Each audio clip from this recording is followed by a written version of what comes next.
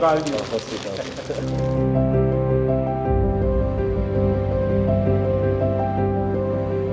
हिंदुस्तान के गांव का एक लड़का जब दुनिया में नाम रोशन करता है तो अच्छा लगता है। और आप तो नसीब वाले हो जी, आपके परिवार ने आपका नाम दिलजीत रखा तो आप जीतते ही जाते हो लोगों को। हम पढ़ते थे, मतलब ये लिखा हुआ सब जगह और खुद कि मेरा भारत महान, लेकिन मेरा भारत महान मैंने इस टूर में एक्चुअल जाना सर। जब मैं भारत घूमा ना जी पूरा, तो मेरे को पता चला ये क्यों कहते हैं मेरा भारत महान। सचमुच में भारत की विशालता एक अपना शक्ति है हाँ जी। जी। ये बेनिफिट जनसंख्या इसलिए मिलता है ऐसा नहीं है, हम लोग एक वाइब्रेंट सोसाइटी है। आपकी जर्नी से भी सर हम जब देखते हैं तो मतलब आपने कितना अपनी इकाइयों में हिमाचल चले जाना और सब हाँ, कुछ छोड़ देना और फिर भगवान का इतना आशीर्वाद हो जाना, ये बहुत बहुत मतलब ये भगवान की मर्जी ही है।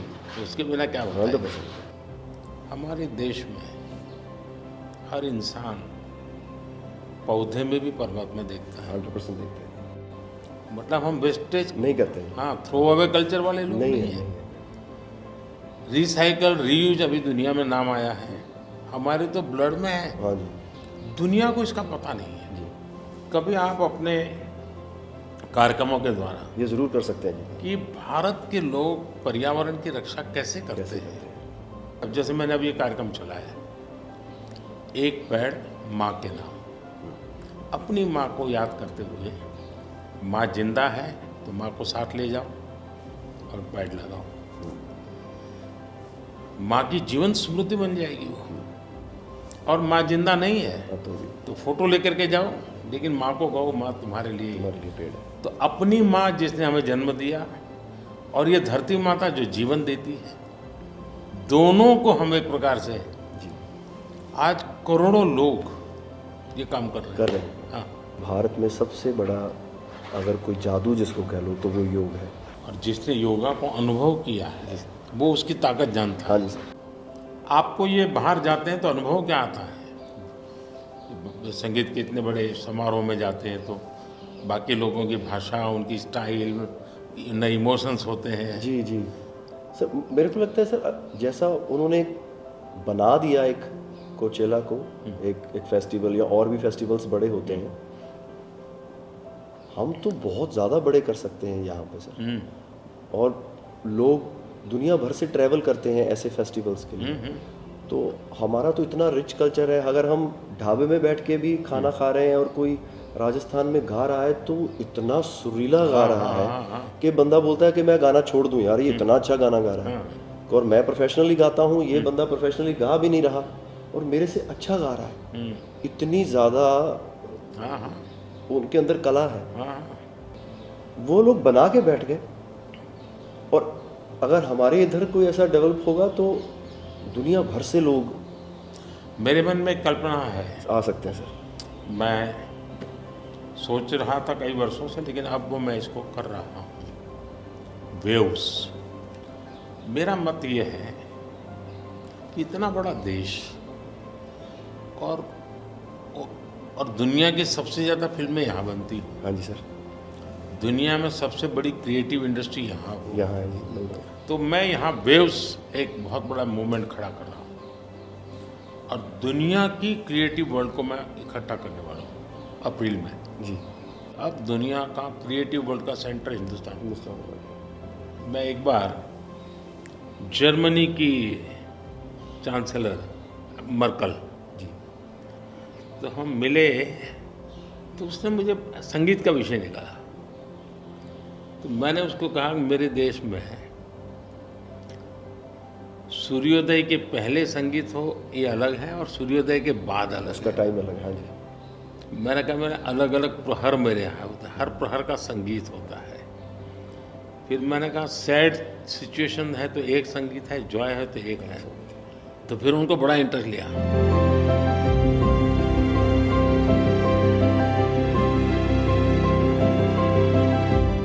मैं सचमुच में साहबजादों का जो बलिदान है जी सर।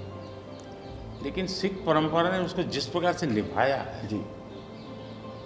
अद्भुत है। मैं तो पंजाब में रहा हूँ तो मुझे मालूम है, माता गुजरी और 7 दिन तक लोग सोते नहीं, और घर सच्ची नीचे सच्ची सोते ज़मीन हैं। पे सोते हैं जी। हाँ जी, हाँ जी, मुझे खुद को बड़ा इमोशनल अपील करता था। हाँ जी, हाँ जी। तो फिर मैंने यहाँ आकर के 26 दिसंबर को हाँ जी, बाद वीर बाल दिवस मना था। हाँ जी, और मैं देश के हर बच्चा को चाहता हूँ कि वो समझे कि कैसे वीरता होती थी, जी सर, आस्था क्या होती थी। कच्छ के अंदर लखपत में गुरुद्वारा है। 2001 में जब भूकंप आया तो उसको काफ़ी नुकसान हुआ गुरुद्वारा को। गुरु नानक देव जी वहाँ रहे थे तो मुझे बड़ी गहरी चोट पहुँची। तब तो मैं मुख्यमंत्री नहीं था, लेकिन मैं तब एक वॉलेंटियर के रूप में वहाँ कच्छ में काम करता था। अच्छा जी, भूकंप के 9 महीने के बाद मैं मुख्यमंत्री बना। जी सर, तो मैं कच्छ गया और मैंने पहला काम तय किया, मैं एक गुरुद्वारा को बनाऊंगा। बड़ी बात। लेकिन मैंने दूसरा तय किया कि मैं वैसे ही बनाऊंगा जैसा उस समय बना था।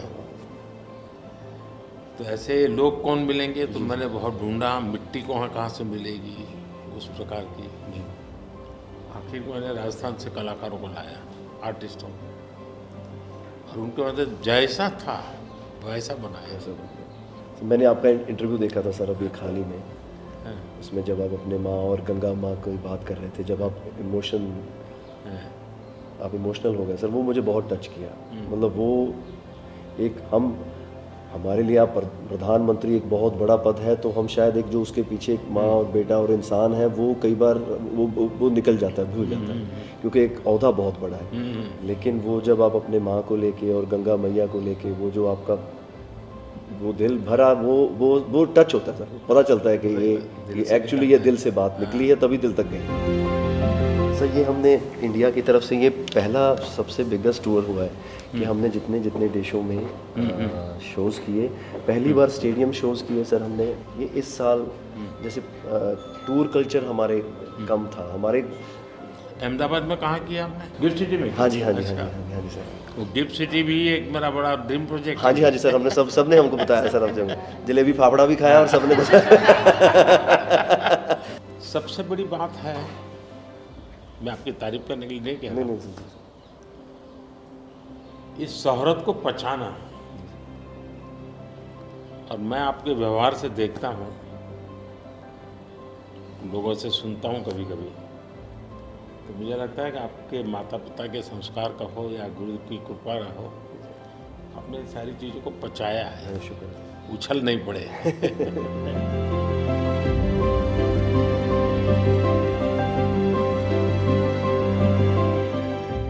ਉਹ ਕਹਿੰਦੇ ਕਿੱਥੇ ਹੈ ਤੇਰਾ ਰੱਬ ਦਿਸਦਾ ਹੀ ਨਹੀਂ, ਮੈਂ ਕਿਹਾ ਅੱਖਾਂ ਬੰਦ ਕਰ ਧਿਆਨ ਧਰ ਮਹਿਸੂਸ ਕਰ, ਇਹ ਮਸਲਾ ਬਾਹਰ ਦੀ ਅੱਖ ਦਾ ਨਹੀਂ ਅੰਦਰ ਦਾ ਹੈ, ਮੈਂ ਕਿਹਾ ਅੱਖਾਂ ਬੰਦ ਕਰ ਧਿਆਨ ਧਰ ਮਹਿਸੂਸ ਕਰ, गुरु नानक ता अंग संग है, तू ही बस गैर हाजिर है, गुरु नानक गुरु नानक गुरु नानक।